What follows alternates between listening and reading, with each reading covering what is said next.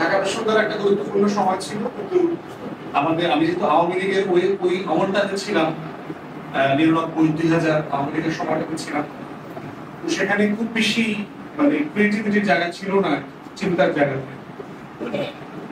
সেইখানে লন্ডন আমাদের particularly shape করেছে। আমার মনে আছে যে নাকিব মাহফুজ, ইজিপশিয়ান সাহিত্যিক কবি, তিনি যখন নোবেল পুরস্কার পেলেন, তখন আমরা বোঝার চেষ্টা করলাম যে ওনার সম্পর্কে জানার বিষয়ে উনি আসলে কেন নোবেল পেলেন। এবং আমি যখন মিশরে গিয়েছি, আমি 2018-19 মিশরে গিয়েছি, উনি যে কফি শপটাতে বসবেন, ওনারা কবিরা যে আড্ডা মারত, যে কফি হাউসটা ছিল মিশরে আলেকজান্দ্রিয়াতে, ওই জায়গাগুলোতে আমরা গিয়েছি এবং আমাদেরকে যে লোকাল গাইড সে বলেছে যে এই কফি শপ, এই জায়গাগুলোতে নাকিব মাহফুজ প্রচুর কথা বলতেন, আড্ডা মারতেন, এবং এটার মধ্য দিয়ে আড্ডা কিভাবে মানুষের মনস্তত্ত্ব শেপ করে, এবং সেই জায়গাটা আমরা আমাদের লন্ডন টাইমেও দেখেছি।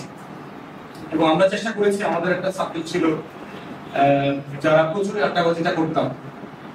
তো এটা আজকে আলোচনার জন্য না, বাট এই সেন্টারে কথা বলছি যে এরকম একটা ইনফর্মাল বসার, গল্প করার, আড্ডার পরিবেশ কেন দরকার তরুণদের। কারণ হচ্ছে মানুষের জীবনে আসলে কয়টা বই পড়া সম্ভব। সবাই তো বই পড়তে পছন্দ করে, আবার কেউ আছে হয়তো সাহিত্য পড়ে, কেউ গল্প উপন্যাস পড়ে, কেউ আছে সিরিয়াস নন ফিকশন পড়ে। তো এই সবার নলেজ গুলো কিভাবে ফিউশন হবে, এটার একটা জায়গা থাকা দরকার, অনেকগুলো জায়গা দরকার। সেই জায়গাগুলো বাংলাদেশে 60-এর দশক থেকে যারা করেছেন তারা মূলত বাম রাজনীতির জায়গা থেকে করেছেন। এবং এখনো দেখবেন যে বাংলাদেশে যে ইনফর্মাল আড্ডা, জ্ঞান চর্চা, যাই বলেন, সাহিত্য চর্চার এই জায়গাটা কিন্তু বামপন্থীরা নিয়ন্ত্রণ করে, কারণ তারা এগুলো প্রচুর করেছে। বিশ্ব সাহিত্য কেন্দ্র বলেন, তারপরে হচ্ছে এলগোল যারা করেছেন, তারপরে যে পরিবারে আপনার কি বিকাশ কেন্দ্র একটা আছে, সংস্কৃত বিকাশ কেন্দ্র, টিএসসি কেন্দ্রের জায়গাগুলো। স্যাডলি এখানে আমরা যাদেরকে দিল্লির আধিপত্যবাদ বিরোধী শক্তি বলি গোটা দাগে, এই সকল ডান, সকল বিএনপি, সকল জাতীয়তাবাদী এবং ইসলামী মূল্যবোধের লোক, এরা যত না নিজেদের রাজনীতি করছে, তারা কখনো কালচারাল পলিটিক্সটা করে নাই। এবং এই জন্য দেখবে তাদের প্রচুর, তারা কিন্তু খুব ধনী মানুষ। বাংলাদেশ ইসলামপন্থী দলগুলো হচ্ছে দল আকারে সবচেয়ে ধনী সংগঠন, তারা বিএনপিটাও কিন্তু ধনী সংগঠন, কিন্তু দেখবেন তাদের এরকম কোনো সেন্টার নাই। তাদের এরকম ঢাকা শহরে স্যাডলি অথবা লাকিলি যাই বলেন, আমি ঢাকার আরবান মিডল ক্লাসের প্রত্যেকটা চক্রের সাথে আমি জড়িত। যারা বাংলাদেশে যত দুষ্টামি আছে, যত ভালো কাজ আছে, এই সবগুলোর সাথে আমি কোনো না কোনো ফর্মে জড়িত, সবাইকে আমি চিনি। কিন্তু এর ভিতরে টোটাল এই দিল্লির আধিপত্যবাদ বিরোধী যে শক্তি, যাদেরকে আমরা ওটা তাকে বলছি, তাদের কোনো স্টেট নেই, জিরো। যদি ইনকলাবকে আমরা বাদ দিই, এখন আমার দেশ, মাহমুদ ভাই, এরকম দু একটা লোক অথবা প্রতিষ্ঠানকে বাদ দিয়ে আসলে কিছু নাই। এবং দেখেন পরিবর্তনটা কখন ঘটছে। গত বছর আন্দোলনে ন্যারেটিভের পরিবর্তনের নায়কদেরকে খেয়াল করেন, তারা ঐতিহাসিকভাবে কিন্তু ওই ঘরানায় বড় হওয়া, যারা হাসিনার বিপক্ষে চলে গেছে, যারা দিল্লির বিপক্ষে চলে গেছে। খেয়াল করে দেখেন, তারা কিন্তু এই ঐতিহাসিকভাবে এই বলয়ের লোক না। আমরা যে বলয়কে ধারণ করি, মধ্য ডান থেকে ডান, এই ডানের লোকরা কিন্তু গোটা দাগে এই পিকচার এঁকে নতুন লড়াইটা তৈরি করতে পারে নাই। ছবি তুলে এই ছবিটাকে সারা পৃথিবীতে ছড়ায় দেওয়ার যে রাজনীতি, এই ফ্রেমের রাজনীতি, দেয়াল লিখনের যে পলিটিক্স, এই পলিটিক্সটা কিন্তু এই দিল্লি বিরোধী জনগোষ্ঠী করতে পারে নাই। তার বক্তব্যটাকে কারা তুলে নিয়ে আসছে দেখবেন, ঐতিহাসিক ভাবে যারা ওই 60-এর দশকের বাম, সেকুলার, লিবারাল এই ঘরানা থেকে যারা বুঝে আসছে। এবং আমরা যেহেতু নিজেরাও বাম রাজনীতি করেছি এক সময়, এবং আমরা এই শব্দের রাজনীতিটা বুঝি, আমরা এটার পার্থক্যটা ধরে ফেলতে পারি যে কোথায় কোন শব্দটা কে লিখলো, কেন লিখলো, এটার মধ্য দিয়ে আসলে তার রাজনীতিটা সে আসলে কি বোঝাইতে চায়। এবং দেখবেন এইটা হওয়ার কারণে যেটা হয়েছে, আওয়ামী লীগের যে কালচারাল মনোপলি ছিল, সেইটা গত বছর জুন জুলাইতে ভেঙে গেছে। সাডেনলি দেখবেন ড্রিম গ্যালারির শহীদুল আলম ভাই, দেখেন সে বিএনপি মঞ্চে গেছে, সে ওখানে গিয়ে বক্তব্য দিয়েছে, সে আমাদের অনেকের প্রোগ্রামে আসছে, আমাদের ছাত্রদের প্রোগ্রাম, এনসিপির প্রোগ্রাম, এবি পার্টির প্রোগ্রাম, সবার প্রোগ্রামে কিন্তু সে গেছে। এবং সে গত বছরগুলোতে যেই লেভেলে ইন্টারন্যাশনাল কমিউনিটিকে ইংরেজি লেখা দিয়ে প্রভাবিত করেছে, সবচেয়ে বেশি ইংলিশ লেখা লিখেছে কিন্তু এই মানুষগুলো লিখেছে, যে আওয়ামী লীগের ফ্যাসিবাদের বিরুদ্ধে, যে ইন্টারন্যাশনাল কমিউনিটিকে মোবিলাইজ করা। আজকে যারা দেশ চালাচ্ছে দেখেন, অন্তর্বর্তীকালীন সরকারের প্রধান উপদেষ্টাকে থেকে ধরি, উনি কি আমাদের এই ঘরানার, এই যে সেন্টার থেকে সেন্টার রাইটের লোক? ঐতিহাসিক ভাবে হাসিনাকে সারা দুনিয়াতে কে পরিচয় করায় দিচ্ছে? প্রফেসর ইউনূস পরিচয় করে দিয়েছে। তাহলে চিন্তা করে দেখেন, আজকে টোটাল কেয়ারটেকার অ্যাডমিনিস্ট্রেশনে কিন্তু আপনার ঐতিহাসিক টান ঘরানার লোক যারা, তারা কিন্তু কেউ নাই, ধর্ম উপদেষ্টা বাদে। আপনি দেখেন প্রত্যেককে গোনেন, এই যে ২০-২২ জন উপদেষ্টা আছেন। তাহলে দিল্লির আধিপত্যবাদের লড়াইটা বারবার ফেল কেন করে, এই জায়গাটা কিন্তু আপনাদেরকে বুঝতে হবে। আমরা যারা ডান ডমিনেন্ট অভ্যুত্থানের কর্মী কারা গত বছর? ডান ঘরানার লোক, মধ্য থেকে ডান ঘরানার লোক। নেতা বানাইছে কাদেরকে? মধ্য থেকে বাম ঘরানার লোকদেরকে। খেয়াল করেছেন? আপনার আমাদের কালচারাল লড়াইয়ের ক্যাপটা কোথায়? যে আপনার যারা দিল্লির আধিপত্যবাদের লড়াইয়ের ঐতিহাসিক স্টেক হোল্ডার, তার লড়াইতে বিজয়ের পরেও বিজয় মাল্যটা দেবার মতো কোনো লোক নাই। এই মালাটা আমি কার গলায় পরাই দেব?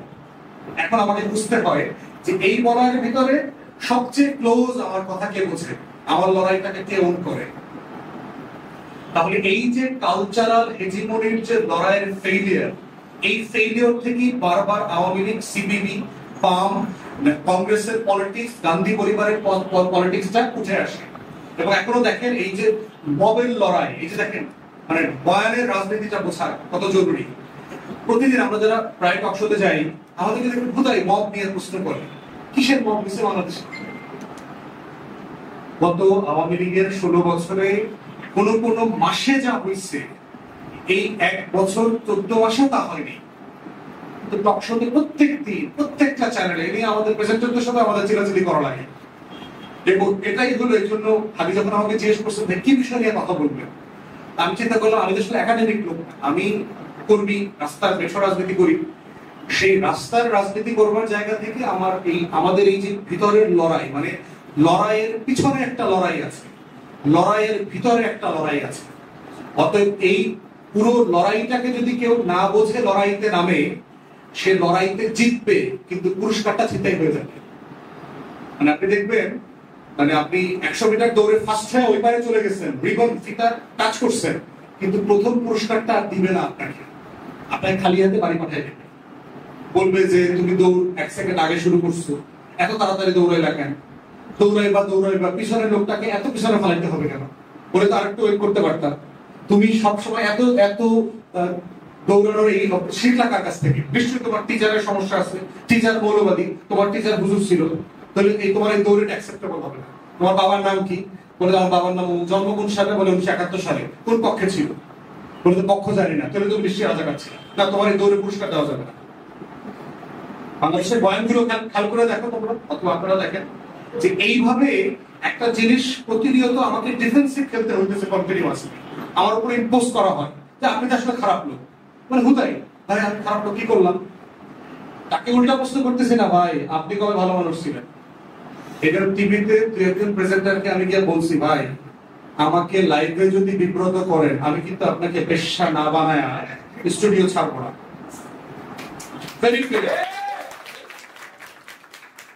এই জন্য অনেক প্রেজেন্টার আমার চোখের দিকে তাকায় বলে, ভাই আপনারা দেখলে ভয় লাগে। আমি সেটা খুব ভালো খবর, এই ভয়টা চাই আমরা দিল্লি পর্যন্ত পৌঁছে যাব।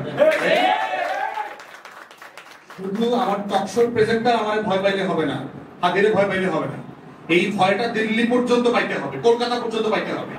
আমি এখানে চোখ ডাঙালি দিলে যেন ওর আত্মা কাইপা যায়, এরকম হতে হবে, না হলে এদের সাথে থাকবে। এই জন্য হচ্ছে এই লড়াইটা বোঝা দরকার যে এই লড়াইটাতে কালচারাল যুদ্ধটা ছাড়া অন্য যুদ্ধটা হয় না। এই জন্য দেখেন ইসলামের ইতিহাসে যাই,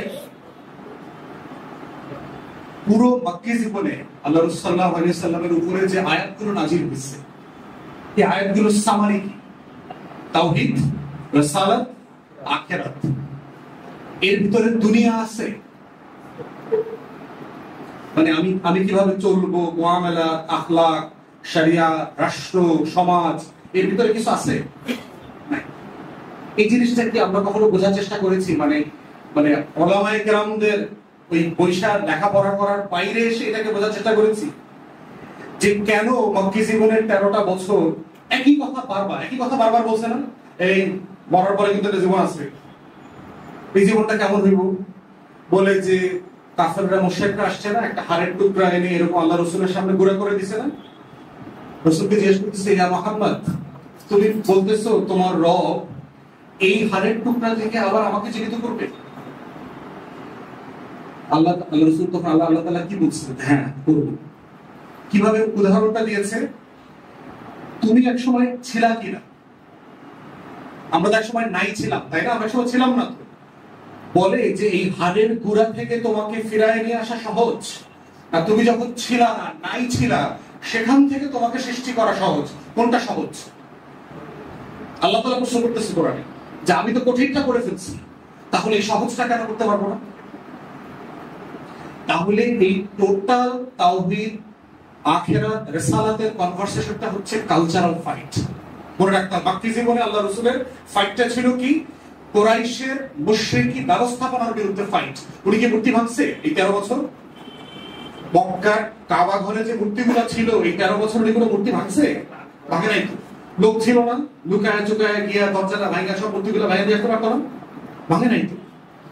কারণ মূর্তি কি শেলফে সাজানো মূর্তি ভাঙতে হবে, না মাথায় যে মূর্তিগুলো আছে এই মূর্তিগুলো আগে ভাঙতে হবে? মাথার মূর্তি আগে ভাঙতে হবে না? মাথার মূর্তি ভাঙার রাজনীতির নাম হচ্ছে কালচারাল ফাইট।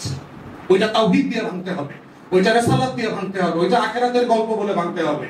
কারণ মাথায় যদি মূর্তি থাকে, শেলফে যদি মূর্তি নাও থাকে, তারপরও সে আল্লাহকে বিশ্বাস করতে পারবে না, তাই না? সে নতুন নতুন মূর্তি বানাবে অন্তরের ভিতরে, সে দুনিয়ার মূর্তি বানাবে, সে এই সম্পত্তির মূর্তি বানাবে, সে কাগজের মূর্তি বানাবে, সে অনেক কিছু বানাবে। এই জন্য এই এক নতুন জায়গা থেকে দেখার জায়গা আর কি, যে আমি বোধ করি ওই 13 বছর ছিল মানুষগুলোকে কালচারাল ফাইট দিয়ে প্রিপেয়ার করা, নেক্সট স্টেট বিল্ডিং, রাষ্ট্র গঠনের প্রকল্প।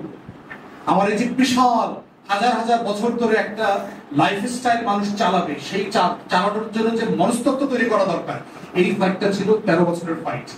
এবং কালচারাল ফাইটের উপরেই হচ্ছে ফাউন্ডেশনের ভিত্তিতে হচ্ছে পিলার দাঁড়ায়। তখন রোমান এম্পায়ারকে পরাজিত করা যায়, তখন পার্সিয়ান এম্পায়ারকে পরাজিত করা যায়। কিন্তু 13 বছরের এই কালচারাল ফাইটটা না করলে যেটা হইতো, দখল করত, ধরে রাখতে পারতো না, মুসলমান হইতো কিন্তু ওরা আবার ধর্মচ্যুত হয়ে যেত, মুরতাদ হয়ে যেত। সেই জন্য একটা সমাজ, একটা রাষ্ট্রের পাটাতন তৈরি হয় হচ্ছে এই চিন্তার উপরে ভিত্তি করে, এই কালচারাল লড়াইয়ের উপরে ভিত্তি করে। আমার স্যাড রিয়ালিটি হচ্ছে যে আমি 2 বার রাষ্ট্র বানাইছি, কিন্তু হাওয়ার উপরে বানাইছি। খালি আমি বুঝছি যে এটা ভালো না, খালি এটা ভালো না বলে আমার একটা জিনিস দরকার, কিন্তু আসলে সে সুন্দর না, এর মানে কি সে হ্যান্ডসাম? ব্যাপারটা কি তাই? মেলে না। এই জন্য বারবার আমি নেগেট করেছি যে আসলে এটা ঠিক না। লা ইলাহা ইল্লাল্লাহ, ইল্লাল্লাহর আগ পর্যন্ত আমরা বানাইছি লা ইলাহা, কোনো মাবুদ নাই, তারপরে কি? শূন্য, আর কিছু নাই। তাহলে আমরা বারবার রাষ্ট্র বানাইছি কারণ আমার আগের অবস্থানটা আমার ভালো লাগে না। আমার কাছে মনে হয়েছে যে স্ট্যাটাস কোটা আমার উপর জুলুম করতেছে, আমি মজলুম, আমাকে একটা লড়াই করতে হবে। কিন্তু এটা কিসের ভিত্তিতে লড়াই, সেই লড়াইটা আবার আমার কাছে পরিষ্কার না। এই কালচারাল ফাইটটা না বোঝার কারণে যেটা হয়েছে, যে যেই রাজনীতিটা যেই দেশে হবার কথা না, সেই রাজনীতিটা সেই দেশে প্রতিষ্ঠিত হয়েছে। আপনি চিন্তা করে দেখেন, বাম লড়াই, বাংলাদেশের ডমিনেন্ট কিছু ন্যারেটিভ আছে দেখবেন, যে পাকিস্তান দ্বিজাতি তত্ত্বের উপরে ভিত্তি করে পাকিস্তান রাষ্ট্র সৃষ্টি ভুল ছিল। বাংলাদেশের বামরা কন্টিনিউয়াসলি এই কথাটা বলে। তাকে পরবর্তী প্রশ্নটা কেউ করে না যে পাকিস্তান না হইলে স্বাধীন বাংলাদেশটা কিভাবে হতো, এইটার প্রসেসটা একটু বলেন। মানে আমি যদি বাংলার অধিকাংশ জনগণ 47-এ মুসলমান না হইতো, তাহলে এই বাংলা কি হিস্টোরিক্যাল বাংলা থেকে ভাগ হইতো কিনা? বাংলা বিভক্ত হইতো? তারা পুরোটা মিলে ভারতের অংশ হইতো। তাহলে ভারতের অংশ হইলে আপনি স্বাধীন বাংলাদেশ কিভাবে হইতেন? বাংলাকে স্বাধীন করবার জন্য তখন তো একটা প্রজেক্ট ছিল। সুভাষচন্দ্র বসু, শরৎচন্দ্র বসুরা তো চেষ্টা করেছে। শরৎচন্দ্র বসু, তারপরে কিরণ শঙ্কর রায়, সোহরাওয়ার্দী, এরা সবাই তো, আবুল হাশেম, এরা তো সবাই অবিভক্ত বাংলা করতে চাইছে। তারা তো সবাই মিলে জিন্নার কাছেও গেছে। জিন্না বলছে আমার কোনো আপত্তি নাই, আপনারা যদি একসাথে রাষ্ট্র থাকেন আমার কোনো আপত্তি নাই। তবে জিন্না সোহরাওয়ার্দী সাহেবকে এটাও বলে দিচ্ছে এই রাষ্ট্র আপনারা বানাইলেও স্বাধীন রাখতে পারবেন না, আপনাদের খায় ফেলবে ভারত। আর যখন শরৎচন্দ্র বসু গেছে আপনার কংগ্রেসের নেতাদের কাছে, তারা কি বলছে, না এরকম রাষ্ট্র হবে না, বাংলা ভাগ করে দিন। তাহলে যারা এই বয়ানটা কায়েম করলো বাংলাদেশে, এবং বাংলাদেশে বলা হয় যে ভারত বিভক্তির জন্য দায়ী হলো জিন্না, দেখবেন এই ধরনের কথা বলে, ভারত কেন বিভক্ত হয়েছে এর জন্য দায় হলো মুসলিম লীগের। একদম এক্স্যাক্টলি অপোজিট ঐতিহাসিক রিয়েলিটি।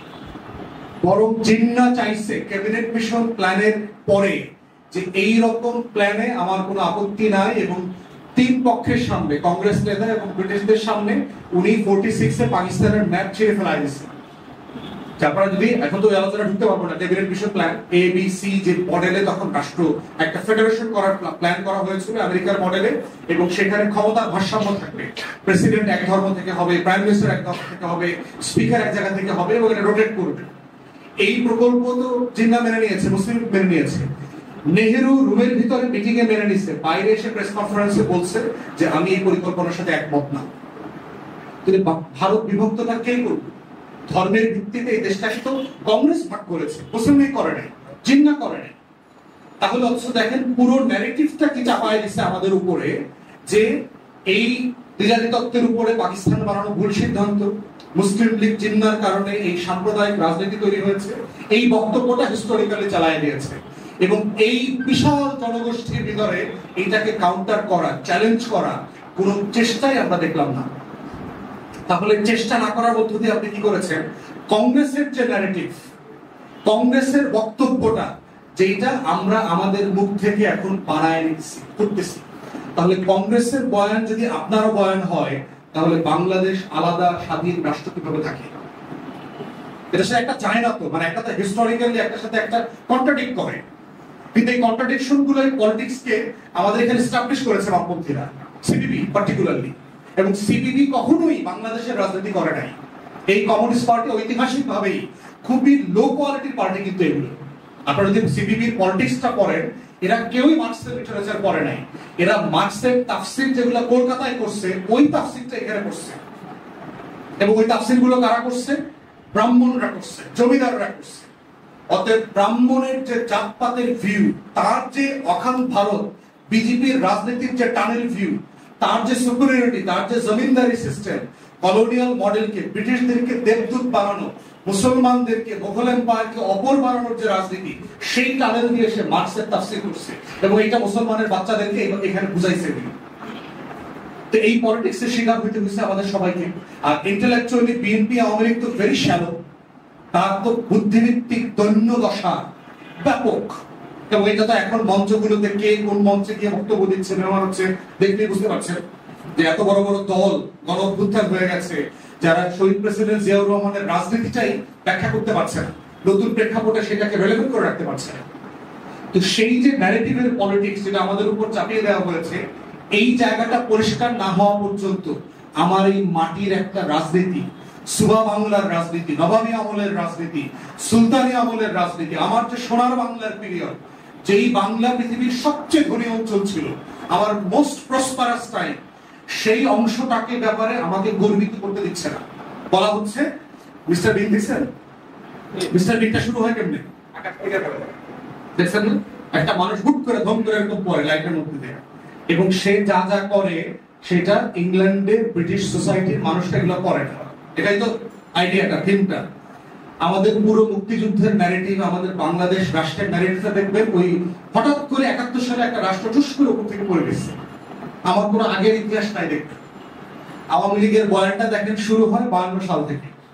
52 সালে এটা হয়েছে, 66-এর এই 6 দফা আন্দোলন, 69-এর গণ অভ্যুত্থান, 70-এর নির্বাচন, 71-এর মুক্তিযুদ্ধ, এই তো আওয়ামী লীগের ন্যারেটিভটা, গল্পটা না। এর আগে কি রাষ্ট্র কি 50-60 বছর 80 বছর রাষ্ট্র হয়? সম্ভব? রাষ্ট্র হইতে হইলে অ্যানথ্রোপোলজি যারা আছেন তারা বলছেন যে মিনিমাম 3000 3500 বছর হিস্ট্রি লাগে। ন্যূনতম 500 700 800 বছরের ইতিহাস না থাকলে রাষ্ট্র হয় না, জাতি হয় না। আমার রাষ্ট্রটা হইল কেন? 71 সালে ঠুস করে আমি মিস্টার বিনের মতো করছি। তাহলে আমাকে কে আমার এই ঐতিহাসিক সবচেয়ে গোল্ডেন টাইমের সাথে আমাকে ডিসকানেক্ট করলো কারা? কোন পলিটিক্স, কোন ন্যারেটিভ? এইটা যদি আমাদের এই 24-এর তরুণরা না বোঝে, আগামী দিনে রাষ্ট্র প্রকল্প আবার ব্যর্থ হবে। আমরা আবার দিল্লির প্যাটার্নে ঢুকে যাব। এখনো দেখেছেন না যে কেন বিএনপি 72-এর সংবিধানের ফ্রেম থেকে সে বের হতে চায় না, অথচ এই ফ্রেমটা জিয়াউর রহমানের রাজনীতির সাথে কন্ট্রাডিক্ট করে। চুপ্পুকে সরাইতে চায় না, সে গণ অভ্যুত্থানকে জুলাই ঘোষণাপত্রে এবং জুলাই সনদের ভিতরে আনতে চায় না, সেটাকে খুব ছোট করে রাখতে চায়। এবং এইটা করার মধ্য দিয়ে যে জাতীয়তাবাদী রাজনীতিটা নষ্ট হয়ে যাচ্ছে, যেটা তো আলটিমেটলি বিএনপি লিড করতেছে, যেটা আমরা বারবার বলছি যে আপনাকে এটা কারেকশন করতে হবে, কারণ এদের শহীদ প্রেসিডেন্ট জিয়াউর রহমানের যে রাজনীতি সেটা ক্ষতিগ্রস্ত হচ্ছে। এবং এটা ক্ষতিগ্রস্ত হলে আমরা কালেক্টিভলি সবাই ক্ষতিগ্রস্ত হব। দিল্লির আধিপত্যবাদের বিরুদ্ধে যে লড়াই, এই লড়াইটা তো বাংলাদেশে জিয়াউর রহমানই মেইনলি লড়েছেন। অতএব তার দলও তার রাজনীতিটাকে অন করতে চায় না, সে ঘুরায় ফিরে খালি তার কেবলা বদলায় চুপ্পুর বাড়ি চলে যেতে চায়, খালি 72-এর বইতে চলে যেতে চায়, তারে 106-এর যে মানে এনভেলপ এই খামের ভিতরে তাকে ঢুকাই দিচ্ছে। অতএব এই রাজনীতিটা হচ্ছে ন্যারেটিভের পলিটিক্সে সে বারবার হেরে যাচ্ছে।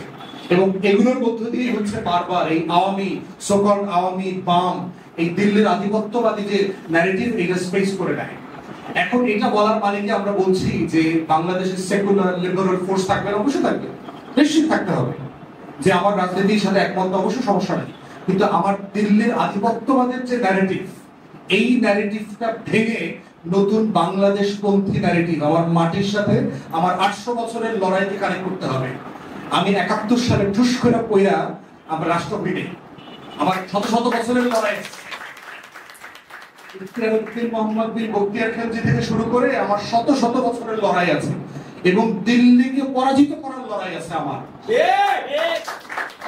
যেই মাটি দিল্লিকে পরাজিত করছে, দিল্লির শাসকদেরকে বাধ্য করছে সন্ধি চুক্তি করতে, এবং আমার এই দিনাজপুরের এলাকাতে এইখানে ফোর্টের যুদ্ধে সে পরাজিত হয়েছে দিল্লির এম্পায়ার। এইটা যেই জাতির এত গর্বের, সেই গর্বের প্রত্যেকটা জায়গা থেকে এই জাতির জেনারেশনকে ডিসকানেক্ট করে ফেলছে।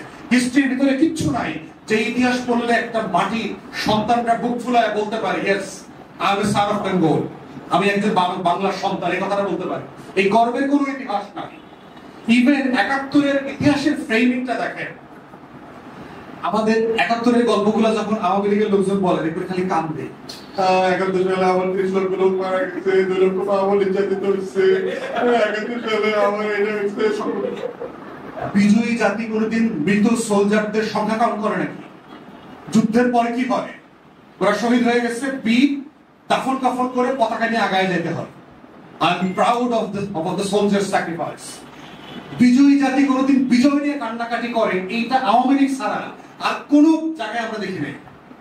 এবং দেখবেন যে 71 নিয়ে খালি আওয়ামী লীগ কান্নাকাটি করে, ভাই ভাই, কারণ ও তো যুদ্ধ করে না, ও তো চোর, ও তো ওর মধ্যে হীনমন্যতা কাজ করে। ও কলকাতায় গিয়া সোনাগাছিয়া ধর্মতলায় তো খাট কাঁপায় যুদ্ধ করছে। আওয়ামী লীগ তো অস্ত্র ধরে যুদ্ধ করে না।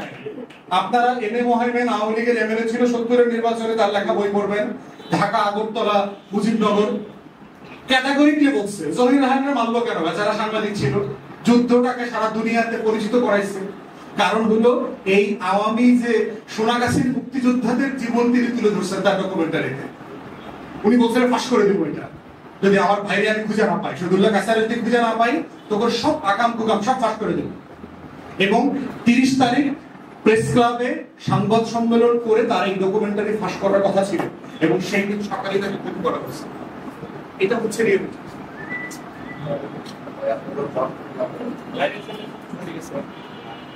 আমরা বারবার যেটা বলার চেষ্টা করতেছি যে আমার মুক্তির লড়াইয়ের এই বারবার জায়গাগুলো বোঝা। এখন আমরা বলছি যখন যে রাজনীতিতে বয়ান,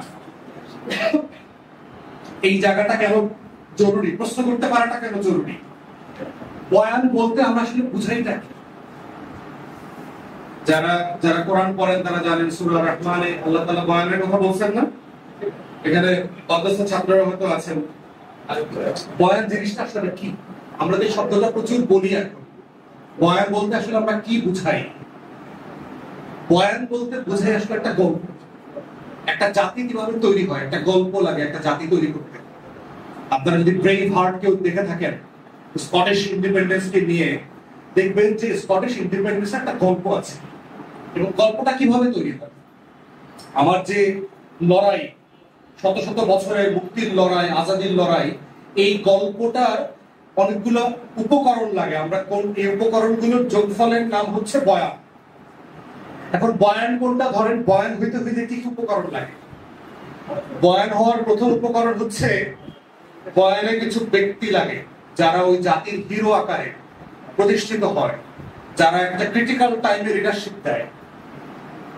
বয়ানের প্রথম উপকরণ ব্যক্তি লাগবে, মনে রাখবেন। দ্বিতীয়ত হচ্ছে বয়ান তৈরি করার দ্বিতীয় উপকরণ হচ্ছে ঘটনা।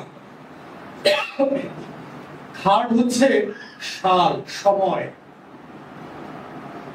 ফোর্থ হচ্ছে গল্পটা কিভাবে বলছেন।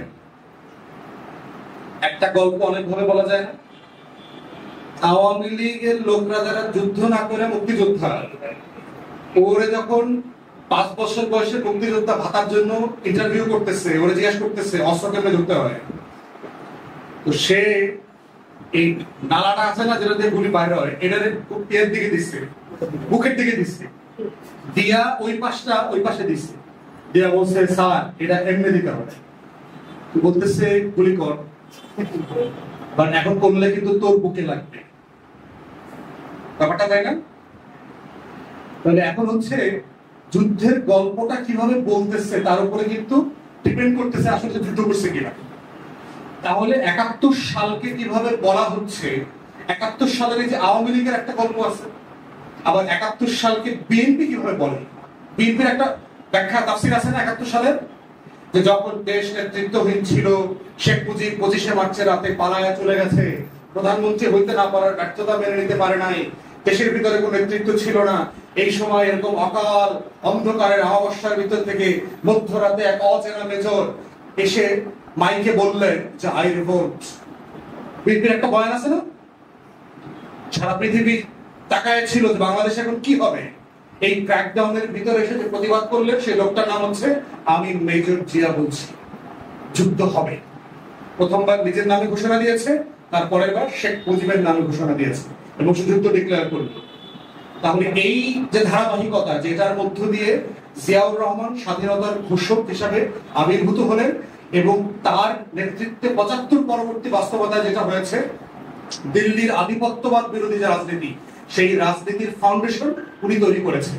যে দিল্লিকে বাইরে রেখে দেশপ্রেমিক সকল শক্তিকে নিয়ে একটা রাজনীতির ফেনোমেনা তৈরি করতে হবে, এবং সেই ফেনোমেনার ভিতরে সব রাজনীতি থাকবে, একটা মাল্টি পার্টি ডেমোক্রেসি থাকবে, সমালোচনা করার ইয়ে থাকবে, অধিকার থাকবে, পত্রিকা থাকবে, চতুর্থ সংবিধান সংশোধনী এবং বাকশাল যা যা করেছে সেগুলো তিনি আন্ডু করলেন। তো এই মুক্তিযুদ্ধের একটা বিএনপির ন্যারেটিভস আছে, আওয়ামী লীগের একটা ন্যারেটিভস আছে, এবং প্রত্যেকটা ন্যারেটিভে দেখবেন কিছু ব্যক্তি আছে যার হিরো আছে, তাই না? আওয়ামী লীগ হলো শেখ মুজিবের ব্যাচে, এবং শেখ মুজিবের বেচতে গিয়া সে অন্য যত নায়ক আছে সবাইকে আবার নাই করে দিয়েছে। তাহলে যে যুদ্ধ করে নাই, যে পালায় গেছে, যুদ্ধের সময় যে নেতৃত্ব দেয় নাই, তার নামে একটা কাল তৈরি করতে হয়েছে এই যুদ্ধের গল্পটা বানানোর জন্য। এবং এই কারণে দেখবেন যে মুক্তিযোদ্ধা কোন দলে বেশি, আওয়ামী লীগে বেশি না বিএনপিতে বেশি? কোথায়? বিএনপিতে বেশি। প্রতীকধারী, খেতাবধারী মুক্তিযোদ্ধার সংখ্যা যদি দেখেন সেক্টর কমান্ডার থেকে শুরু করে, বিএনপিতে মুক্তিযুদ্ধের সংখ্যা অনেক বেশি। কারণ আওয়ামী লীগ তো মুক্তিযোদ্ধার দল না, এটা হলো ছেসরা টাউট বাটপার ডাকাইতের দল। আমার বাবা তো মুক্তিযোদ্ধা ছিল, এলাকার যত ডাকাতি হয়েছে 71 সালে এর 90% এর সাথে আওয়ামী লীগের লোকজন ধরেছিল। এবং আমার বাবার কাছ থেকে শুনছি এলাকার আওয়ামী লীগের ডাকাতদেরকে আইনা গাছের সাথে বাইন্দা পিটাইতো। তখনকার দিনের বিচার ছিল, সোনা দানা চুরি করতো, হিন্দু বাড়িতে ডাকাতি করতো, এগুলো সব আইনা তাদেরকে আবার উদ্ধার করে দিতে হইত। আওয়ামী লীগ হলো মুক্তিযুদ্ধের ব্যবসায়ী দল, এই জন্য তার একটা ব্যবসার ন্যারেটিভস আছে। কিন্তু আরেকটা ন্যারেটিভ হচ্ছে আওয়ামী লীগের আরেক অংশ, সেই অংশ হচ্ছে তাজউদ্দিন আহমেদের, এবং ওই অংশটা আবার আওয়ামী লীগ দেয় না, বলতে চায় না। কিন্তু যুদ্ধের আরেকটা বড় ন্যারেটিভের জায়গা হচ্ছে আমাদের সেক্টর কমান্ডাররা যারা ছিলেন, কর্নেল ওসমানী থেকে শুরু করে আমাদের এই যে প্রত্যেকটা মিলিটারি অফিসার, শহীদ প্রেসিডেন্ট জিয়াউর রহমান এবং বাকি যারা ছিলেন, তারা এই আরেকটা ন্যারেটিভের গল্প তৈরি করেছেন। এখন দুইটা গল্পেরই প্রবলেম হচ্ছে, এই দুইটা গল্পই 71কে ছাপায় যেতে পারে না। পাওয়ার বলে আর যে আপনি একটা মানুষকে কত পাঞ্চে মারলে তার কয়টা হাড় ভাঙবে, ইন্টেন্সিটিটা লো করে ফেলছে। আমার গণ অভ্যুত্থানটা যে স্কেলে হয়েছে, যে ইন্টেন্সিটিতে হয়েছে, এইটাকে খুবই ছোট করে নিয়ে আসতেছে। ছোট করে আনতে আনতে এমন হয়েছে যে কোন কোন দল এটা 75-এর নভেম্বর মাসে নিয়ে গেছে। মানে এইটা যে আমার এখানে শত শত বছরের একটা গুরুত্বপূর্ণ লড়াই, সেইটাকে আমার 90 থেকে ছোট করে ফেলছে। এইটা ওই যে নিরাপদ সড়ক চাই আন্দোলন, এই ভ্যাট বিরোধী আন্দোলন, এই কোটা বিরোধী আন্দোলন, এরকম একটা জিনিস টেনে শুনেছি। কিছু লোক মারা গেছে দেশের স্থিতিশীলতার স্বার্থে। এই সেনাবাহিনীর প্রধান উনি দেবদূত আকারে হাজির হয়েছেন। উনি এসে হাসিনাকে রিকোয়েস্ট করছেন, আপা আপনি আপাতত একটু হলিডেতে যান, আমরা ওইখানে হলিডে রিসোর্ট আপনার জন্য বুক করে রাখছি, দিল্লিতে দোতলা বাসায় গিয়ে থাকবেন, আপনি পরিস্থিতিটা ঠান্ডা হয়ে যান, আপনি রাজা পাকসের মতো আবার এসে আগামী বছর নির্বাচন করবেন। এই কোনো সমস্যা হয়নি। বক্তব্যটা এরকম না? খেয়াল করছেন টোটাল বয়ানটা কিভাবে ইয়ে করতেছে? মানে বিশ্বাস করে ইউনুসকে দিছিলাম দায়িত্ব, কেউ দেখি মব ঠেকাইতে পারে না, এই আবার খুন খারাপি। সুশীলরা বলা শুরু করছে না আইন শৃঙ্খলা পরিস্থিতির এত খারাপ অবস্থা 16 বছরেও নাকি ছিল না। খেয়াল করছেন? হ্যাঁ, কি লাভ হইলো? জিনিসপত্রের দাম বাড়তেছে, বিদেশি বিনিয়োগ আসতেছে না, চাকরি বাকরি হচ্ছে না, পুলিশের নিরাপত্তা দিতে পারতেছে না। তো আগেই তো ভালো ছিলাম, তাই না? এমন রাষ্ট্র কি চেয়েছিল? তাই না? ডক্টর এমন রাষ্ট্র কি চেয়েছিলাম? এই রাষ্ট্রের জন্য কি 1400 মানুষ জীবন দিল? এত জীবন দেওয়ার পর আওয়ামী লীগ নির্বাচন করতে পারবেন না? এত রক্তের পরও একটা সেকুলার পলিটিক্স এখানে থাকবে না? এত রক্তের পরও বাংলাদেশের মুক্তিযুদ্ধের পক্ষে শক্তি সে রাজনীতি করতে পারবে না? এত মানুষ এই কারণে জীবন দিয়েছে। কয়দিন পরে এটাই বলবে যে এত শহীদ রক্ত, এত ছাত্রলীগের নেতা কর্মী গত বছর জীবন দেওয়ার পরে আওয়ামী লীগ রাজনীতি করতে পারবে না, সেটা কিভাবে সম্ভব? এই বয়ান যদি আমরা এখন থেকে চ্যালেঞ্জ না করি, এটা যেতে যেতে আওয়ামী লীগ ভারত মিলে, বামপন্থীরা মিলে এমন জায়গায় নিবে। সাদেক কায়েমরে তো অলরেডি পাকিস্তানি বানাই ফেলছে না? হাদিরে অলরেডি পাকিস্তানি বানাই ফেলছে না? আমারে তো প্রতিদিন ফ্লাইটে পাকিস্তানে পাঠায় দেয়। আমার বউ নিচে লিখছে, ভাই পাকিস্তানের সাথে ডাইরেক্ট ফ্লাইট এখনো নাই, পাকিস্তানের উপপ্রধানমন্ত্রী আসছে, ফ্লাইটের দিন তারিখটা তারপরে ঘোষণা করা হবে কবে যাবে উনি পাকিস্তান। কিন্তু আমাদের পাঠায় দিবে, ফ্লাইট লাগবে। ইসলামাবাদের সাথে এখন ফ্লাইট নাই, এই জন্য নতুন দেখবেন ইসলামাবাদের সাথে ডাইরেক্ট ফ্লাইট হয়েছে। তো নিচে আবার একজন লিখছে, ভাই এই যে আপনারা পাকিস্তানে পাঠানোর জন্যই বাণিজ্য মন্ত্রী আয়েশা সরাসরি ইসলামাবাদে ডাইরেক্ট ফ্লাইটের চুক্তি করে গেছে, আমারে হাদিরে হাসানকে সবাই পাকিস্তানে পাঠাই দিন। তাহলে এই রাজনীতিটা খেয়াল করে দেখেন, আওয়ামী লীগ মুক্তিযুদ্ধ না করে মুক্তিযুদ্ধের টোটাল মালিকানা যদি নিতে পারে, বিশ্বাস করেন যদি আপনারা সতর্ক না থাকেন, 24-এর আন্দোলনের মালিকানা আওয়ামী লীগ দিল্লি রেজিস্ট্রেশন করে নিয়ে নিবে। নিশ্চিত থাকেন যে আওয়ামী লীগের রাজনীতি করবার জন্য মুক্তিযুদ্ধের সপক্ষে 1400 মানুষ জীবন দিচ্ছে শুধু শেখ হাসিনাকে ফিরায় নিয়ে আসার জন্য। এই বিএনপি, জামাত, এই সেনাবাহিনী মিল্লা এর দেশ থেকে পাঠাই দিচ্ছে। ইতিমধ্যে দেখছেন না ছাত্রলীগের গুন্ডা পান্ডাও এই আহত নিহত শহীদের তালিকায় ঢুকে গেছে। হেলমেট বাহিনীর কত সদস্য ঢুকছে না? কদিন পর তো প্রকাশ করবে, ওই যে সাদেক কায়েম ছাত্রলীগের অমুক কমিটিতে ছিল, ফরহাদ অমুক কমিটিতে ছিল, এরাই তো আন্দোলন করছে। 20 বছর পরে মানুষের মেমোরি ফেড হয়ে যাবে না গ্রাজুয়ালি? তখন এই প্রত্যেকটা শহীদ আন্দোলন ওসমান হাদির ব্যাপারে একটা চিঠি বাইর করবো যে ছাত্রলীগের ফর্ম পূরণ করছিল ওই বরিশাল কোন এক জায়গায় ফর্ম পূরণ করার সময় আমাদের সমান নামে দিয়ে দিবে, দিয়ে প্রমাণ করে দেবে যে গণ অভ্যুত্থানটা হয়েছে আসলে কোটা বিরোধী ষড়যন্ত্রকারীদের বিরুদ্ধে মুক্তিযুদ্ধের সপক্ষ শক্তিকে ক্ষমতা রাখার জন্য, বাংলাদেশে মৌলবাদীর উত্থান ঠেকানোর জন্য, একটা সেকুলার লিবারাল ফোর্সকে ক্ষমতা রাখার জন্য, বাংলাদেশে অস্থিতিশীল মবের পলিটিক্স ঠেকানোর জন্য, একটা স্থিতিশীলতার রাজনীতির জন্য এই শেখ হাসিনার নেতৃত্বেই আন্দোলনটা হয়েছে। এইটাই বয়ান হিসেবে দাঁড় করাবে এবং এটাই হচ্ছে বয়ানের ক্ষমতা। অতএব সেই জায়গা থেকে কিভাবে কার ক্রেডিট কিভাবে ছিনতাই হয়। শেখ মুজিব 9 মাসকে জেলখানায় ছিল না ডুপ্লেক্স পাকিস্তানের বাংলো বাড়িতে ছিল? প্রশ্নের আপনারা হিস্ট্রিতে তার কুকের ইন্টারভিউ আসছে না, তারা যে রান্না করে খাওয়াইতো, প্রশ্নের আপনারা দেখছেন ইন্টারভিউতে? উর্দুতে আছে, ইংলিশে আছে, ইন্টারভিউ গুলো পড়বেন। শেখ মুজিবকে যে রান্না করে খাওয়াইতো, কি ধরনের প্রিজনারের জন্য আলাদা কুক পর্যন্ত দেওয়া হয়, যাকে যিনি বাঙালি খাবার রান্না করতে পারেন? ধরেন আমি সাটকা এলো, জেলে গেলাম, বাইরে বললাম যে ভাই ডিভিশন দিবেন, লগে সাটকা থেকে ওই মেজবানি খাবার দাবার রান্না করতে পারে, এরকম একটা শেফ দিতে হইল, দিয়ে দিন। ব্যাপারটা কেমন হইল? আমি জেলে থাকলাম, ব্যাপারটা এরকম। হ্যাঁ, প্রতিদিন পত্রিকা আসতেছে, পত্রিকায় খবর পড়তেছে, জানে না কি হইতেছে আবার পত্রিকা পড়ার পরে।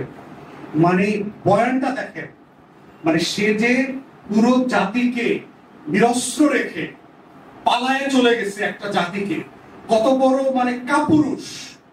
এই কাপুরুষকে আমার মুক্তিযুদ্ধের জনক বানাইছে, তাকে মিথ্যাচারের কি পরিমাণ শিফট করতে হয়েছে তাকে চিন্তা করেন। এবং সে নিজে কোর্টে ওখানে জবানবন্দি দিচ্ছে যে আমি পাকিস্তানের অখণ্ডতা বিশ্বাস করি। কোর্টে, পাকিস্তানের কোর্টে তার বিরুদ্ধে রাষ্ট্রদ্রোহিতার মামলা হয়েছে, তো সে কোর্টে বলছে আমি পাকিস্তানের অখণ্ডতা বিশ্বাস করি, এবং সেটার জন্য সে কাজ করছে। কাজ করে নাই। ভারত থেকে বাংলাদেশে এসে প্রথম কি বলছে? ভারতে গিয়ে গান্ধীরা বলছে না সৈন্য উঠায় ফেলতে হবে। তো শেখ মুজিব যদি এত ভারত প্রেমী লোক হয়ে থাকে, এত যদি মুক্তিযুদ্ধের সপক্ষে শক্তি হয়ে থাকে, তাহলে ভারতের সৈন্য উদ্যোগ করলো কেন? যৌক্তিক প্রশ্ন না?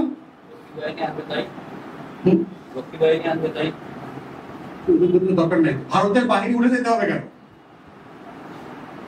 ওই দিক থেকে ভুট্টো জাতিসংঘে বলছে এটা ডিসপিউটেড ল্যান্ড, এটা এখনো আমার ভূখণ্ড। শেখ মুজিব দিল্লি হয়ে ঢাকাতে এসে বলতেছে ভারতের সৈন্য চলে যেতে হবে। ইন্দিরা গান্ধীকে দিল্লি থেকে বলছে যে আপনার সোলজার উঠায় নেবেন, আপনি আমাদের সাহায্য করছেন, ধন্যবাদ। এইটা কি ভারতের ন্যারেটিভের সাথে যায় না পাকিস্তানের ন্যারেটিভের সাথে যায়? ঠিক আছে, আলাদা হয়ে গেছেন, ফাইন, কিন্তু ভারতের পেটে ঢুকেন না। শেখ মুজিবকে এটাই বলা হয়েছে, আলটিমেটলি কি আলাদা হয়ে গেছেন, যুদ্ধ হয়ে গেছে, ফাইন, কিন্তু আপনি ভারতের পেটে ঢুকেন না। পাকিস্তান কি জিনিস আর ভারত কি জিনিস, এটা শেখ মুজিবের থেকে ভালো কে জানে? তার আত্মজীবনে পড়ছেন না? 46 এ কিভাবে হিন্দু বাড়ি অ্যাটাক করছে, রায়ট করছে, এগুলো লিখছে না সব? 46 এর কলকাতার রায়টে শেখ মুজিব কোন লেভেলের মারামারি করছে এগুলো বলছে না? গোপালগঞ্জে, ফরিদপুরে কিভাবে হিন্দু বাড়ি পোড়ায় দিচ্ছে, এগুলো গল্প বলছে না সে? সো দুই রাষ্ট্রকে সে ভালোভাবে চেনে। এখন এইটা বলার মধ্য দিয়ে কি আমাদের স্বাধীনতার আন্দোলন ছোট হয় না? ছোট হয় না। এটা কোনোভাবেই আমার মুক্তির লড়াইটা ছোট হয় না। যেটা হচ্ছে, এই লড়াইটাকে কি আপনি দিল্লির চোখ দিয়ে ব্যাখ্যা করবেন, না এইটাকে আমার নিজস্ব একটা জনযুদ্ধ বাংলাদেশ পন্থী চোখ দিয়ে ব্যাখ্যা করবেন? আমার রাষ্ট্রটাকে আমার মতো করে ব্যাখ্যা করবেন কি? এর মানে এটা কি যে বাংলাদেশ পাকিস্তান হয়ে যাবে? প্র্যাকটিক্যালি সম্ভব? আমার সীমানা আছে। বাংলাদেশের কোন মানুষ গত 54 বছরে বলছে আমি পাকিস্তান হতে চাই? কেউ বলছে? কিন্তু দেখবেন যে প্রত্যেক দিন যারা এই দিল্লির আধিপত্যবাদের বিরুদ্ধে কথা বলে তারা বলে ও পাকিস্তান করতে। খেয়াল করছেন? আমরা কেউ কি কোনোদিন বলছি যে আমরা পাকিস্তান হতে চাই? বাংলাদেশের কোন পলিটিক্যাল পার্টি কোনোদিন বলছে 71-এর পরে? বলেনি।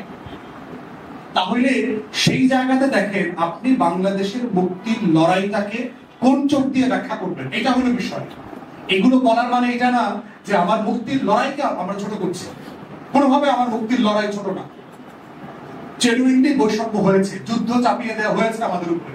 পাকিস্তানিরা নির্বাচনে জেতার পরেও বিজয়ী দলকে ক্ষমতা দেয় না, এটা তো সত্য, ফ্যাক্ট। শেখ মুজিব ইলেকশনে জিতছে তো ভাই, করে ক্ষমতা নেবেন না আপনি? আপনি কেন ক্র্যাকডাউন করবেন আপনার দেশের মানুষের উপরে? ক্র্যাকডাউন তো আপনি করতে পারেন না। তো এই কারণে আমার মুক্তির লড়াই গুরুত্বপূর্ণ। কিন্তু আমরা বারবার যেটা বলছি যে এই আজাদির লড়াইটাকে দিল্লির চোখ দিয়ে দেখা বন্ধ করতে হবে, কলকাতার চোখ দিয়ে আমার মুক্তির লড়াইকে ব্যাখ্যা করা বন্ধ করতে হবে। এবং এই ব্যাখ্যা করার যে রাজনীতি, যেই রাজনীতির পাটাতনের উপরে দল দাঁড়ায় থাকে, পন্থীরা তৈরি করে, এইটা না বুঝলে যেটা হবে, 24 নিয়ে এমন বেশি রিগ্রেট করবে। আমরা যারা 24-এর কর্মী ছিলাম আমাদেরকে লজ্জায় করতে হবে যে আমিও ছাত্রলীগ ছিলাম মনে হয় কোন এক সময়, আমিও মনে আসলে আমার ভুল বুঝাইছি। ওই যে ডাকসুরে মনে করছিলাম ক্যান্টিন, এখন থেকে নির্বাচন হয়, আমি বুঝছিলাম যে আসলে এই আন্দোলনটা করলে হাসিনা আরো 12 বছর থাকার কথা ছিল। আরে আপারে পাঠাই দিল ওই পারে, মানে তখন আমারও কষ্ট লাগবে, হাতিরও কষ্ট হবে, আত্মহত্যা করতে মনে চাইবে। এমন লড়াই করলাম যে হাসিনা পালাই গেল। মানে আপনাকে শেমিং করতে করতে, স্লাট শেমিং করতেছে না, মেয়েদেরকে দেখতেছেন না, আমাদের পুরো 24-এর লড়াইটাকে স্লাট শেমিং করবে, পরিকল্পিতভাবে করতেছে, এবং এটা লেয়ার আফটার লেয়ার শেমিং আছে। আজকে হয়তো বিএনপি করতেছে না, জামাতে করতেছে, আজকে হয়তো সাদিক কায়েমরে করতেছে। দেখেন কয়েকদিনের ভিতরে মেঘমল্লার বসুরা তার আগের চেহারায় ফিরে আসছে। মানে এই যে স্লাট শেমিং করা, ট্যাগিং করা ও অপরায়ণের রাজনীতি, সে তো তমুক, সে রাজাকার, সে আলবদর, খেয়াল করছেন কতদিনের ভিতরে এটা ফিরে আসছে? বামের খাওয়া ছিল, এইসব ফলাফলের খানা ছিল কত ক্যাম্পাসে কত বছর। তো দেখেন 1 বছরের ভিতরে তারা কোথায় ফিরে আসছে। এবং এই ফিরে আসাটা যদি বাংলাদেশের রাজনৈতিক দলগুলো অ্যালাউ করে কন্টিনিউয়াসলি, কি ফর্মে সে ফিরবে। আমরা এত কিছু বলছি, এত কিছু করছি, আমরা প্রতিটি পলিটিক্সটাকে কখনো বোঝার চেষ্টা করছি ছায়াটা আসলে কি করে। ওকে আসলে শুধু গান গায়, ওর গানটাকে খুব নিরপরাধ একটা গান, শালিক পাখির গান। ওটা কি ওই যে লালনের গানের মতো, যে মন মাঝি খবরদার, আমার তরি যেন হেরে না, নৌকা যেন ডোবে না। তো কি করবে? নৌকাটা খেলে কি হবে? নৌকাটা তুমি কি করবে? মানে গানটা কি আসলে এরকম না? ওই যে মরে যাওয়ার পরে রবীন্দ্রসঙ্গীত গায়া গায়া কবর দিতেছে, দেখছেন না? তাহলে এই প্রত্যেকটা কালচারাল ফ্রন্ট অর্গানাইজেশনকে দেখতে হবে। বিশ্বায়িত কেন্দ্রের শুধু বইয়ের হিসাব করে রাখবেন। আপনারা যারা বিশ্বায়িত কেন্দ্রে যান, আমি তো বিশ্বায়িত কেন্দ্রের একসময় পাঠক ছিলাম, আপনারা গিয়ে দেখবেন যে বাচ্চাদেরকে আসলে কোন বইটা পড়ায় এবং কোন বইগুলো পড়ায় না। মাথায় রাখতে হবে শেলফে যে বইগুলো আছে এটা বই থাকার একটা রাজনীতি, আর শেলফে যে বইগুলো নাই ওইটা আরো বড় রাজনীতি। তাহলে বাচ্চাকে আপনি কোন বইটা পড়াচ্ছেন আর কোনটা পড়াচ্ছেন না, এই না পড়ানোর মধ্য দিয়ে যে আপনি একটা বাচ্চাকে ব্রেইন ওয়াশ করছেন, বয়ান তৈরি করছেন, এই পলিটিক্সটা আপনাকে বুঝতে হবে। এই জন্য আপনারা বিশ্বায়িত কেন্দ্রে গিয়ে শেলফে গিয়ে দেখবেন আসলে ওরা কি বই পড়ায়। মানে এটা শুধু নীরব, মানে একটা নিরপরাধ লাইব্রেরি এভাবে দেখার সুযোগ নাই। এরকম যারা ছবি প্রদর্শনী করতেছে, এক্সিবিশন করছে, সে আসলে তার লড়াইটা সে আসলে কি করে। তাহলে এই 24কে কেন্দ্র করে আমার প্রত্যেকটা কালচারাল ফ্রন্টকে নতুন করে চ্যালেঞ্জ করতে হবে, তাকে নতুন করে নতুন চোখ দিয়ে দেখতে হবে যে কেন পাঠ্যপুস্তকে এই লেখকের বই পড়ানো হচ্ছে, এই লেখকের কবিতা পড়ানো হচ্ছে, এই লেখকের প্রবন্ধ পড়ানো হচ্ছে, কিন্তু আমার আজাদীর লড়াইয়ের শত শত বছরের পক্ষের কোনো গল্প নাই কেন। আমার ব্রিটিশ বিরোধী আন্দোলনের একজন হিরো যারা ছিল, নায়ক যারা ছিল, একজনের গল্প নাই কেন। সূর্য সেন প্রীতিলতা ওয়াদ্দাদের নামে কতগুলো হল আছে হিসাব করেন তো। সূর্য সেন আর প্রীতিলতার নামে কতগুলো হল আছে সারা বাংলাদেশে, শুধু হিসাব করেন। আল্লামা ইকবালের নামে হল থাকতে পারবে না কেন? হাবিলদার রজব আলীর নামে হল নাই কেন? সিরাজউদ্দৌলার নামে হল নাই কেন? কেন নাই? সমস্যা কোথায়? কখনো প্রশ্ন করছেন? মানে হলের নাম আছে, ঠিক আছে, ফাইন, কিন্তু অন্যটা নাই কেন? এবং প্রীতিলতার নামে হল করতে হবে, এটা নিয়ে এদের সাথে আন্দোলন হয়েছে। তুমি সূর্য সেন প্রীতিলতাকে ক্ষুদিরাম দেখছেন না? একবার কি জানো ওর গান বানাইছে না? হ্যাঁ, একবার বিদায় দেন। তাহলে আমার সিরাজউদ্দৌলা নিয়ে গান নাই কেন? তাহলে যারা গত শতাব্দীতে হিন্দুত্ববাদী রাজনীতি করছে, আজকের বিজেপির রাজনীতি করছে, তাকে বাংলাদেশের তরুণদের কাছে, যুবকদের কাছে আইডিয়াল নায়ক বানানো হচ্ছে। আর সিরাজউদ্দৌলাকে বলা হচ্ছে কাপুরুষ ছিল, নারী নারী আসক্ত ছিল। দেখবেন সিরাজউদ্দৌলার টাইটেল গুলো দেখবেন, সিরাজউদ্দৌলা সার্চ করেন, খুবই দুর্বল শাসক ছিল, এ আসলে পতনের উপযোগী ছিল। ফ্রেমিংটা দেখেন, এই ফ্রেমিংটা হচ্ছে বয়ান, এবং এই ফ্রেমটা কে করছে, ক্যারেক্টার গুলো বোঝাও আপনার জরুরি। কোন কোন বাংলা পত্রিকা, কোন কোন ইংরেজি পত্রিকা। একসময় আমাদের ছোটবেলায় আপনার ওই মৃত্যুর পরে না ফেরার দেশে চলে গেছে এরকম কোন কথা শুনি নাই। উনি ইন্তেকাল করেছেন এবং ব্র্যাকেটে ইন্না লিল্লাহি ওয়া ইন্না ইলাইহি রাজিউন লেখা। এখন কি লেখে বড় বড় পত্রিকাগুলো? না ফেরার দেশে চলে গেছে। দাফন কাফন লেখে না, কি লেখে? শুধু শেষকৃত্য না, লাশে কি বলে? সব বলে, মরদেহ বলে, লাশ বলে। তাহলে দেখেন এই যে শব্দের মধ্য দিয়ে দিয়ে আমার প্রত্যেকটা শব্দের সাথে কিন্তু আমার বিশ্বাস, আমার লড়াই, আমার ইতিহাসের পরম্পরা জড়িত আছে। ইন্তেকাল শব্দ কি শুধু একটা ইন্তেকাল, একটা ওয়ার্ড, একটা শব্দ? এটা একটা ফিলিংস, এটা একটা আমার লড়াই, আমার বিশ্বাস, আমার সবকিছু জড়িত আছে, আমার কালচার, আমার তাহাজিব তামুদ্দুন সবকিছু জড়িত হবে শব্দের সাথে। ইন্তেকালের মানে কি?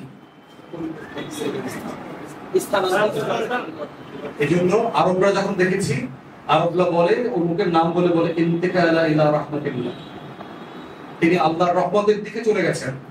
আমরা যারা পরকালে বিশ্বাস করি, আমরা তো না ফেরার দেশে বলতে চাই, ওই রকম দেশ নাই তো আছে?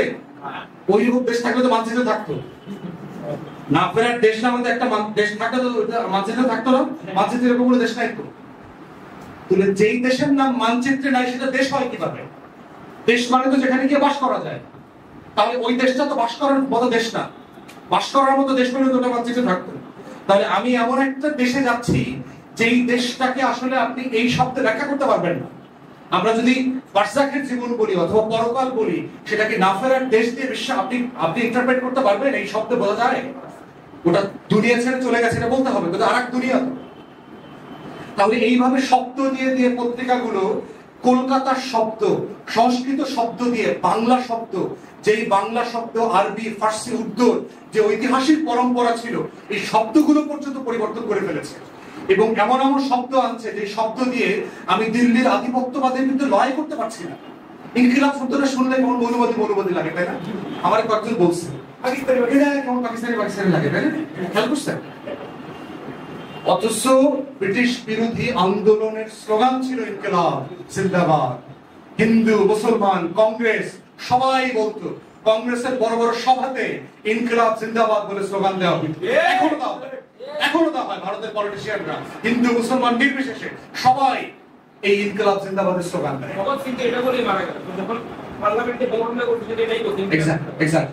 তাহলে এই যে শব্দগুলো সম্পর্কে আমাদের ভিতরে রিগ্রেট করানো হচ্ছে। তাহলে কোন কোন শব্দে আপনার আধিপত্যবাদের লড়াইটা প্রকাশ করা যাবে এবং কোন কোন শব্দে করা যাবে না, সেই শব্দের ডিকশনারি পর্যন্ত ঠিক করে দিচ্ছে আমাদেরকে।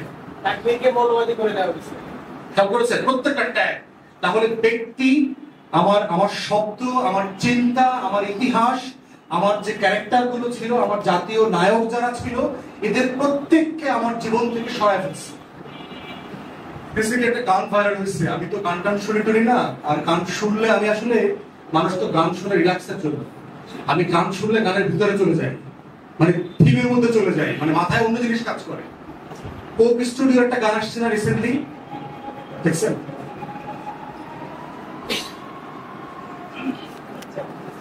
কালারটা দেখেন, এবং এই কালারটার সাথে কোন ধর্ম, কোন কালচারের সাথে মেলে শুধু মিলাই দেখবেন। যে শিল্পীদেরকে, আর্টিস্টদেরকে যে পোশাকগুলো পরানো হচ্ছে, বাংলা গান কি বাংলা মুসলমানরা শুনে না? তাহলে প্রশ্ন হচ্ছে যে এই যে টোটাল কস্টিউম ডিজাইন করা হচ্ছে, এবং দেখবেন নববর্ষের শাড়ি বলতে যে শাড়িগুলো বাজারে আনা হয়, যে রংগুলোকে ডিসাইড করা হচ্ছে, এই রংগুলোর সাথে রেসেম্বলেন্স কার, এটা কার সংস্কৃতির সাথে যায়? এটা ঐতিহাসিক ভাবে আমার সংস্কৃতি ছিল। আপনি ভাই এমন একটা শাড়ি বানান যে শাড়িটা সবাই করতে পারবে, আমার অন্য কোনো ধর্মের রং বিশ্বাসের কোনো সমস্যা নাই তো ভাই, কিন্তু ওইটাকে আপনি সার্বজনীন করে আমার উপর আমারে করতে বাধ্য করতেছেন কেন? আবার বলছেন তার এই চাপিয়ে দেওয়া রঙের শাড়িটা আমি যদি না পরি তাহলে আমি লিবারেল না, আমি একটু মৌলবাদী, একটু কঠিন, একটু ওপেন মাইন্ডেড না। খেয়াল করতেছেন? মানে ইম্পোজ করতেছে যে আমি আসলে এরকম না ওরকম। এক্সাম্পল দেই আরেকটা, এই মানব কেন্দ্র ফাউন্ডেশন এবং উন্নয়ন ফাউন্ডেশন একটা সংগঠন আছে, যে একটা মানবাধিকার সংগঠন, সুলতানা কামাল চালাবে, এবং দেখবেন প্রতি মাসে সে এই সরকারের আমলে কি কি মানবাধিকার লঙ্ঘিত হচ্ছে এইটা সে প্রকাশ করছে, এবং এটা নিয়ে আমরা টকশোতে আমার প্রচুর উত্তর দিতে হবে। মানবাধিকার লঙ্ঘনের প্রতিবেদন আসাতে কোনো দোষ নাই, এটা প্রত্যেকটা রাষ্ট্রকে সমাজকে কন্টিনিউ করতে হবে, কারণ আমার কন্টিনিউয়াসলি ডেভেলপ করার জন্য আমাকে আমার সমালোচনাটা করতে হবে যে আমার রাষ্ট্র কোথায় কোথায় ভুল চলছে। প্রশ্ন হচ্ছে কি কি খবরগুলোকে আপনি কখন হাইলাইট করছেন? মানবাধিকার লঙ্ঘন তো গত 16 বছরে হয়নি। সুলতানা কামালদের মুখে তো কুলুপাটা ছিল, ওই শুনি না একটু সুলতানা কামালরা এত সিরিয়াসলি এই ভাষায় এই লঙ্ঘন হচ্ছে।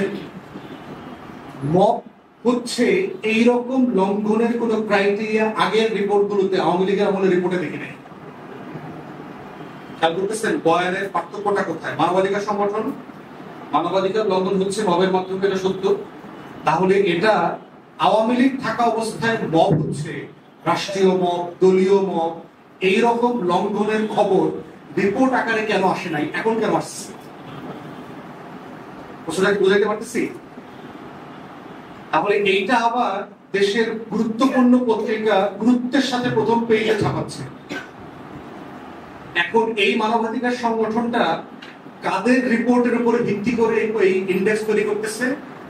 ওই গুরুত্বপূর্ণ পত্রিকা যে তার প্রতিবেদনটা আবার প্রথম পেজে ছাপায়। করতে পারতেছেন?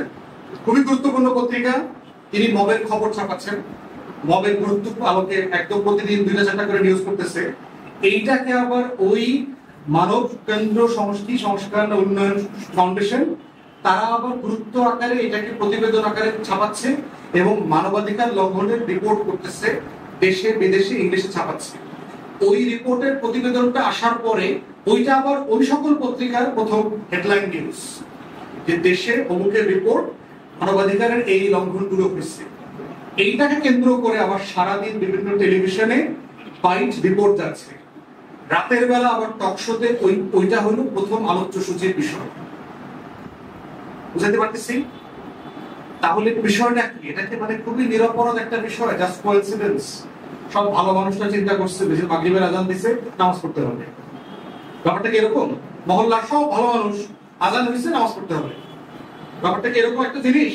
না, এটা একটা আরোপিত জিনিস, পরিকল্পিত জিনিস।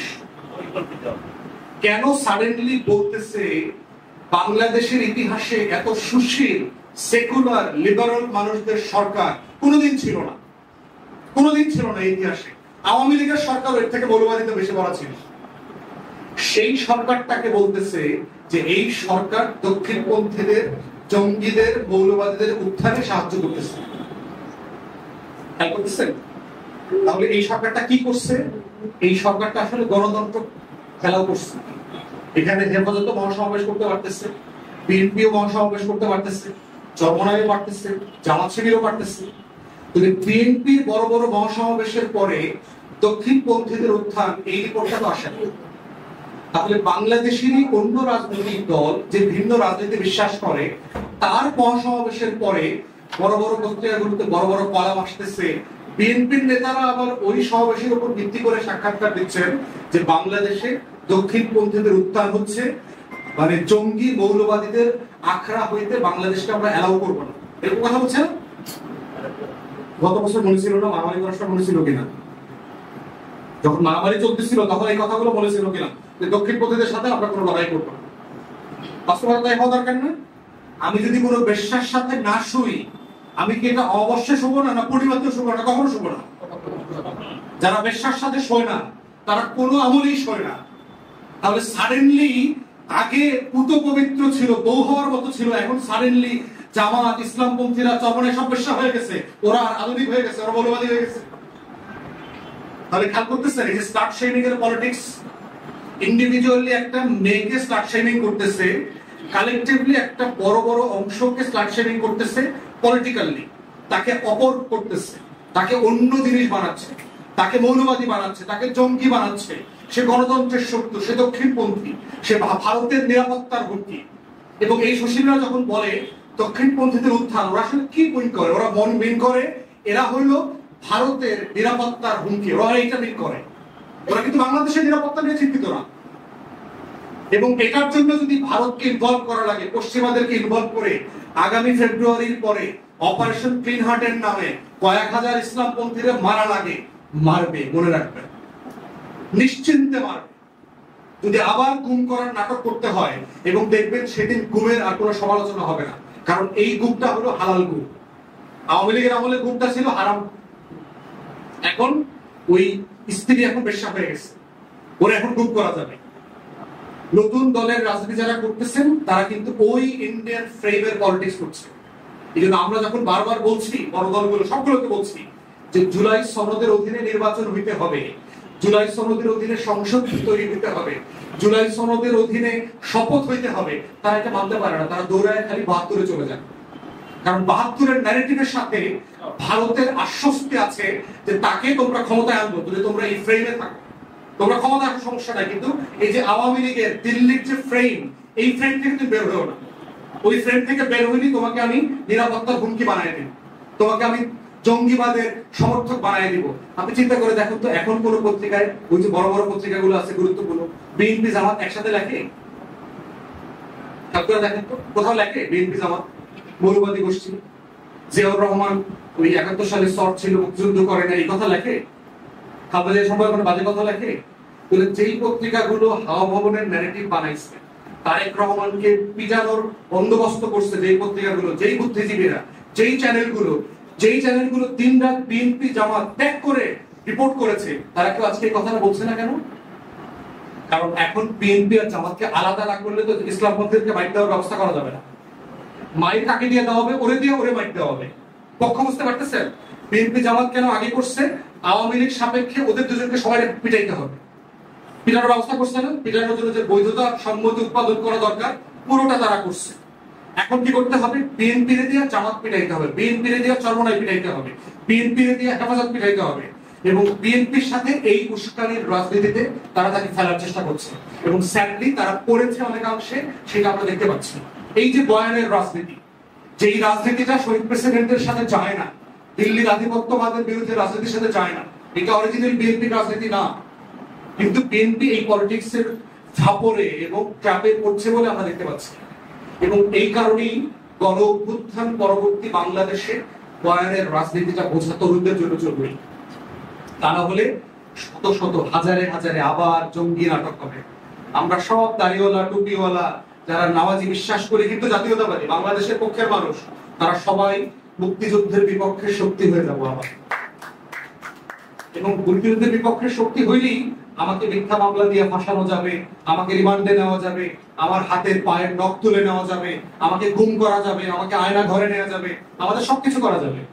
আমাদের ব্যাপারে বিভিন্ন গোয়েন্দা সংস্থা আছে না, ডিজিএফআই বিভিন্ন জায়গা থেকে এনএসআই, এরা বিভিন্ন জায়গায় বলে বেড়ায়, অনেক তো কথা বলে, দেখবো তো নির্বাচনে কেন্দ্রিতে চাইলে হারিয়ে দিতে পারবে না? পারবে তো? ইলেকশন ইঞ্জিনিয়ারিং তারা জানে না? তারা বাংলাদেশের পক্ষে যুদ্ধ করতে না পারলেও দিল্লির পক্ষে যুদ্ধ করার অভিজ্ঞতা তো 16 বছর ধরে আছে। অতএব দেখবেন আমি 3 বস্তা টাকা লইয়া গাড়ি সহ ধরা করছি, সাথে 2টা বেশ্যাও ছিল, এরকম একটা নিউজ পত্রিকা দেখবেন, সাথে 3টা অস্ত্র পাওয়া গেছে। বোঝা গেছে? তাহলে এইটা নিউজ দেখার পরে আপনারা আবার হার্ট অ্যাটাক করেন, ভাই আগেই তো ভালো ছিল। এটা হলো বয়ানের রাজনীতি। আমি শেষ করে ফেলতেছি, মানে মোটা দাগে হচ্ছে, আমি যেটা বলবার চেষ্টা করছি, সবকিছুকে সাদা চোখে দেখবেন না। বাংলাদেশে এখনো 1/11-এর নতুন নাটক মঞ্চস্থ করবার জন্য চেষ্টা করা চলতেছে। 1/11 বলতে হইলে যেই যেই বয়ানকে প্রতিষ্ঠিত করতে হবে, যেই যেই গল্প বানাইতে হবে, যেই যেই মানুষকে শত্রু বানাইতে হবে, সেই শত্রু বানানোর কাজ দিন রাত চলছে। এবং গত সপ্তাহে দেখেছেন প্রচুর নড়াচড়া, দেখছেন না? হে হের লগে দেখা করে, হে হের লগে দেখা করে, হে হের রিপোর্ট দিতে যায়, হে হের লাগে আবার গোপনে মিটিং করে। প্রশ্নটা দেখছেন না? এত মিটিং কেন? প্রজাতন্ত্রের কর্মচারী, চাকর বাকর যারা চাকরি করে, এরা এত মিটিং করা লাগে কেন? কর্মচারীদের এত মিটিং হবে কেন? কারণ হলো সে 1/11-এর নাটক তৈরি করতেছে, স্ক্রিপ্ট রেডি করতেছে। এই স্ক্রিপ্টের সাথে কিছু মস্কোতে পড়া কিছু তৃতীয় শ্রেণীর অর্থনীতিবিদ আছে, এই সকল তৃতীয় শ্রেণীর অর্থনীতিবিদদের আবার কিছু গবেষণা প্রতিষ্ঠান আছে। এই গবেষণা প্রতিষ্ঠানগুলোর মানে বিভিন্ন প্রশ্নবিদ্ধ রিপোর্ট আমরা ট্রানজিট থেকে সিঙ্গাপুর হয়ে যাবো করে খাওয়াইছে না? সেই রিপোর্টগুলো আবার গুরুত্বপূর্ণ পত্রিকাতে গুরুত্বের সাথে প্রথম পেজে আসার পত্রিকা আছে বাংলা ইংলিশ, ওইটাকে রিসাইকেল করার আবার টেলিভিশন চ্যানেল আছে সারাদিন, ওইটাকে নিয়ে টকশো করার মতো আবার বুদ্ধিজীবীও আছে। বুঝতে পারছেন? এই 1/11-এর নাটক চক্রটা বোঝাটা হচ্ছে এই আমাদের নতুন প্রজন্মের জন্য সবচেয়ে গুরুত্বপূর্ণ লড়াই। এবং আমি ধন্যবাদ জানাচ্ছি হাদি এবং আপনারা যারা সবাই 24-এর লড়াইতে ছিলেন, লড়াইটা করেছেন। এই লড়াইটা শেষ হয় নাই, ইনফ্যাক্ট আমি বলছি লড়াইটা শুরুই হয় নাই। নতুন বাংলাদেশ গড়বার যে লড়াই দিল্লির আধিপত্যবাদের বিরুদ্ধে, সেই লড়াইটা শহীদ প্রেসিডেন্ট জিয়াউর রহমান শুরু করেছিলেন। ৩.৫ বছর পরে সেই লড়াইটা আবার হাইজ্যাক হয়ে গেছিল। সেই লড়াইটা আবার আমরা করতে চাই ২৪ থেকে। অতএব সেই লড়াইটা ২৪-এর গণঅভ্যুত্থানের পক্ষের তরুণদেরকে বুঝতে হবে যে আমাদের লড়াইটা বারবার কেন হাতছানি হয়ে যায়। আমরা নকশাতে গেলাম, একটা মেয়ের প্রশ্ন করলো, ভাই যা বললেন খালি লড়াই করতে বলেন, এই লড়াই করতে করতে তো জীবন শেষ হয়ে যাবো, জীবনটা এনজয় করবো কবে? এখন যে মেয়েটা ধরেন ডাকসুরের ক্যান্ডিডেট মনে করছে, সে কিন্তু এখন বড় কষ্টে আছে যে ডাকসুরে নির্বাচন হয়, এটা কত স্ট্রেসফুল কাজ, কারে ভোট দিব, কাউরে চিনি তার জন্য এটা স্ট্রেসফুল না। ডাকসু কত একটা আরামের জায়গা ছিল, যাইতাম পেতাম, চা কফি খাইতাম। এখন ওখানে গিয়ে আবার ভোট দেওয়া লাগছে, আবার কাউরে চিনি না, ব্যক্তিরেও চিনি না, দলও বুঝি না, রাজনীতিও বুঝি না। এই যে বিশাল না বোঝা ডাকসু নির্বাচন হয়, এই বিশাল গোষ্ঠী আছে না, এই গোষ্ঠী যদি পয়েন্ট না বুঝে, তারা তো ঢিল মারতে আসছিল গত বছর, ওরা আগামী ঢিলটা কিন্তু আমার আপনার বিরুদ্ধে মারবে, মনে রাখেন। এটাই হচ্ছে বয়ানের রাজনীতি। সবাইকে ধন্যবাদ। সালাম।